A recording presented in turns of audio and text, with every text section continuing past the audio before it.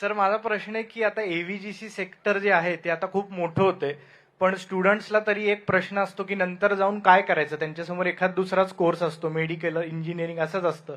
तर त्याच्यासाठी सरकार असं काही करू शकतं की तो पण कोर्स उपलब्ध करू शकतं ज्याच्याकडून त्यांचा पाथ क्लिअर होईल. ते मला असं वाटतं अथर्वनी अगदी योग्य प्रश्न विचारलेला आहे. कारण आपल्याकडे अजूनही म्हणजे एवढी मोठी क्रिएटर्स इकॉनॉमी तयार होते. एक प्रकारे आपला यूथ खूप मोठ्या प्रमाणात अट्रॅक्ट होतोय, पण फॉर्मल एक त्याला जो शेप द्यायला पाहिजे एज्युकेशनमध्ये तो आपण फार देऊ शकलो नाही. आणि म्हणूनच आपल्या देशाचे माननीय प्रधानमंत्री श्री नरेंद्र मोदीजी यांनी मागच्या वर्षी महाराष्ट्राला वेव्ज होस्ट करायला दिला.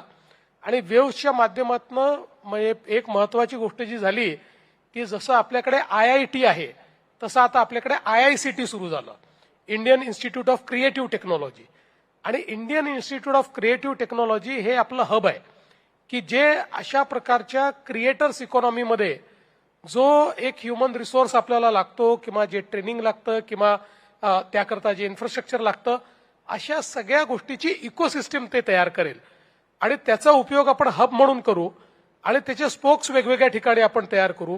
सो या हब अँड स्पोक मॉडेलमुळे तुम्ही जो आता प्रश्न विचारला की आपल्याला पुढच्या काळामध्ये एखाद्या मुलाला असं वाटलं की करिअर या क्षेत्रात करायचंय आणि त्याकरता जे काही एज्युकेशनल बॅकग्राऊंड आहे तेही माझं या क्षेत्रातलं असलं पाहिजे.